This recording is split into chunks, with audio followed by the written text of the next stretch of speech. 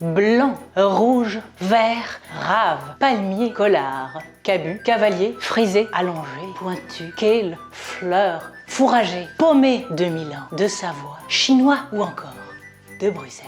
Aujourd'hui, je vais vous parler du chou, enfin, des choux.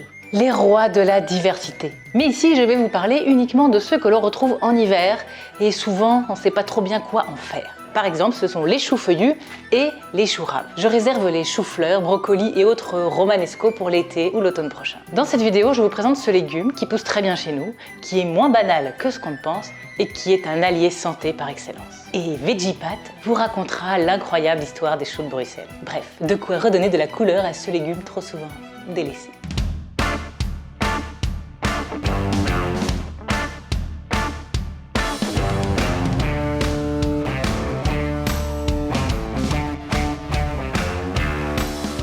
La plupart des choux sont des crucifères, appelés ainsi grâce à leurs fleurs en forme de croix. Ils proviennent tous d'un ancêtre commun, un chou primitif originaire d'Asie mineure.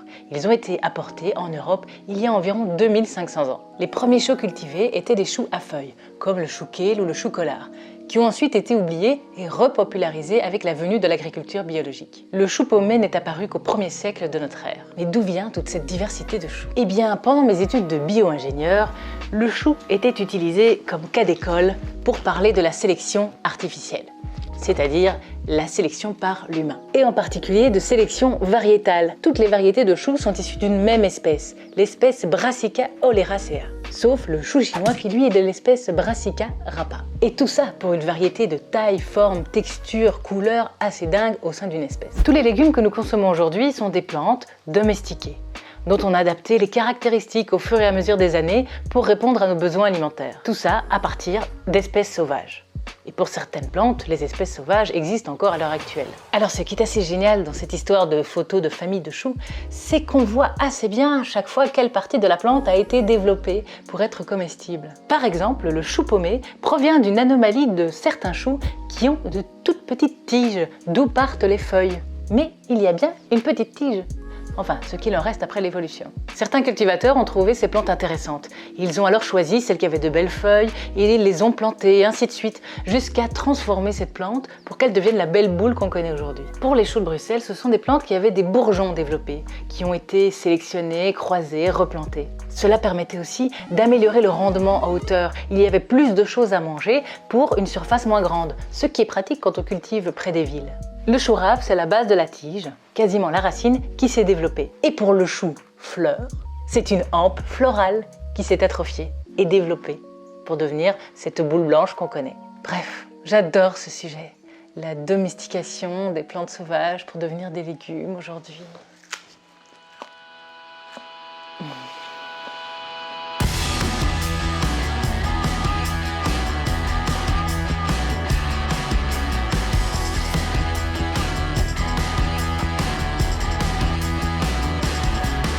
Aujourd'hui, je vous parle de l'énigmatique, du mystérieux, du polémique chou de Bruxelles. Oui, parce que l'origine du chou de Bruxelles est quand même assez floue. Le chou de Bruxelles, il vient de Bruxelles, non?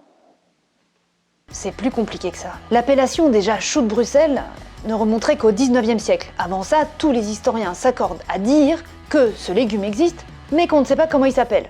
Vous avouerez quand même que ça ne facilite pas la tâche. Au XVe siècle, on retrouve dans des documents d'archives de la maison de Bourgogne la trace d'un légume un peu particulier, vous allez voir. Musique médiévale, ambiance. Oyez, oyez! Dépenses pour les noces dans la maison des princes de Bourgogne. Les noces d'Alcande et de Brébérode qui fut épousée à l'hôtel. 2 points. 1 demi-cent de sprot. Sprot ou sprock serait en réalité assez proche du nom utilisé en néerlandais pour désigner chou de Bruxelles. Non, je vous le fais pas. Non, je vous le fais pas. Spruit? Sprutcheese? Sprutcheese, c'est ça? Jullie noemen ze? Spruitjes gewoon? Spruitkool? Nee, spruitjes. Spruitjes. Gewoon spruitjes, ja. Gewoon spruitjes. De spruitjes gaan in de kutter. La théorie la plus communément admise est que le chou de Bruxelles a été créé par des maraîchers Saint-Gillois. Saint-Gilles, une commune voisine de Bruxelles.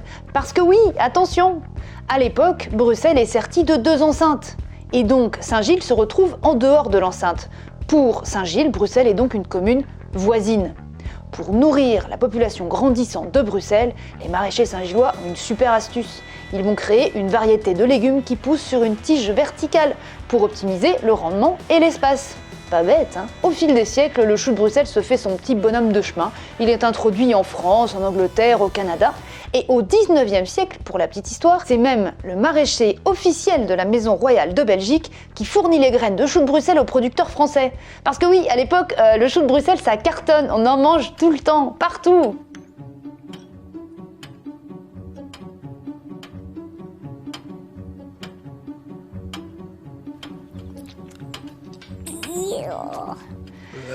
Sa mauvaise réputation? Son emploi massif dans les cantines scolaires au cours des années 90. Mais depuis, des tables essayent de le réhabiliter. On cuisine un tout petit peu plus judicieusement que de juste le tremper dans l'eau. Allez mes petits choux, historiquement vôtres. Comme pour tous les légumes, choisissez des choux bien frais.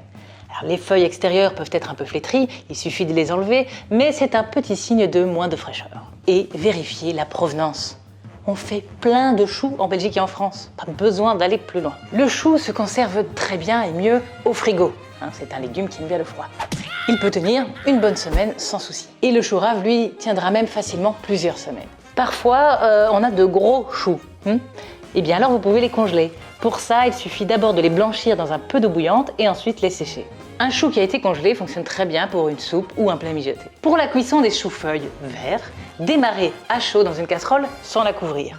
Une fois que la cuisson est faite, vous mettez ça dans de l'eau froide, même glacée. Cela va fixer la chlorophylle pour que notre chou reste bien vert. On peut ajouter éventuellement un petit peu de bicarbonate de soude alimentaire pour garder encore plus cette couleur verte. Et en plus, ça diminuerait les potentiels ballonnements que l'on peut ressentir quand on mange du chou.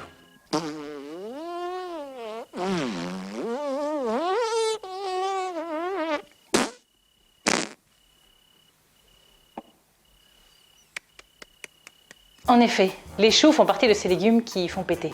Cela est dû à certains sucres et fibres qui ne sont pas digestibles ni par l'estomac, ni par l'intestin grêle. En revanche, les petites bactéries dans le gros intestin vont lui faire sa fête. D'où une production d'hydrogène, méthane, dioxyde de carbone et autres joyeusetés soufrées. Pour éviter les ballonnements, il suffit de bien mâcher, les préférer plutôt cuits, mais pas trop. En tout cas au début, et puis se réhabituer petit à petit à intégrer le chou dans son alimentation.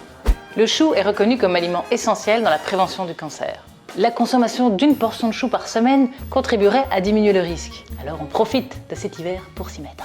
Il protégerait également le système cardiovasculaire. Il y a des antioxydants, mais également des vitamines, des fibres, des minéraux et même des protéines, ce qui n'est pas le cas de tous les légumes. Et le chou kale contient particulièrement beaucoup de ces bons nutriments. C'est pourquoi des stars américaines, il y a quelques années, ont tout essayé pour vendre ce produit.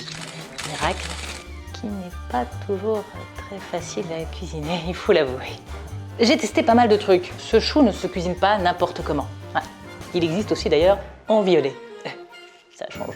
Mais il reste tout aussi coriace. J'ai cependant trouvé quelques recettes qui le rendent tout à fait consommable, comme par exemple sous forme de chips ou encore un très bon pesto. Les choux sont parfois déconseillés quand on prend des anticoagulants parce que la vitamine K qu'ils contiennent diminuerait les effets du traitement. Les choux auraient aussi une action antithyroïdienne, ce qui serait pas très bon, mais pour ça il faudrait en manger beaucoup et être carencé en iode, ce qui devient plutôt rare de nos jours dans nos contrées. Attention de ne pas trop cuire le chou, 7 à 10 minutes maximum et pourquoi pas à la vapeur, ça garde un petit peu plus les saveurs si on aime bien ça. Et on peut également les manger crus. Le chou chinois est souvent mangé cru, mais on peut également manger le chou vert ou les choux de Bruxelles en cru, c'est très bon. Et on peut aussi manger le chou fermenté, comme par exemple en kimchi, ou simplement une bonne choucroute. J'adore les légumes fermentés. Et alors un secret pour cuisiner ce petit redoutable chou de Bruxelles, c'est surtout de ne pas trop cuire.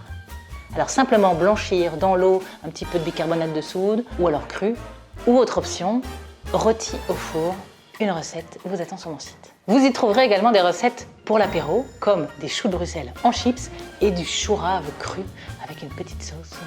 Et enfin, une délicieuse recette de pesto au chou kale. Si vous avez bien aimé cette vidéo, n'hésitez pas à me soutenir sur la plateforme Open Collective, le lien est en commentaire.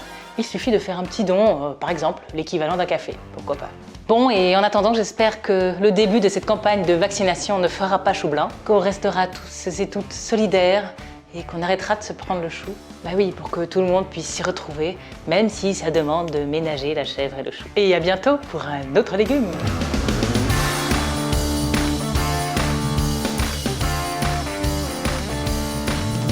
Oh oui, oh oui, oh oui. Ah oui, oui, oui, c'est mon petit chouchou, ça, oui, c'est mon petit chouchou, c'est le petit chouchou.